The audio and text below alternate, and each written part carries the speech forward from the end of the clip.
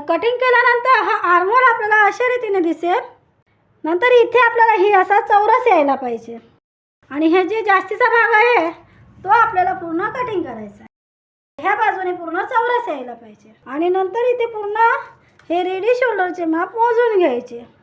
नंतर इथे आपल्याला हे गळ्याचे माप आहे, हे शोल्डरचे माप पूर्णच मोजून घ्यायचे. म्हणजे जेवढा भाग आपण कटिंग केला तेवढा भाग हा समोर येईल आणि इथून एक अशी सरळ लाईन ओढायची आणि नंतर इथे समोरील गळ्याचे माप टाकायचे आहे. आता समोरील गळा आहे 7 इंच आणि ह्या स्केलने इथे गोलाईचा आकार टाकायचा आहे. जर हा आकार तुमचा लहान होत असेल तर तुम्ही इथे असे 0.75 पर्यंत क्रॉसमध्ये अशी लाईन ओढून घ्यायची आणि हे गळ्याचे माप इथे टाकायचे आहे. अशा रीतीने आपल्याला समोरील गळ्याचे मार्किंग करायचे.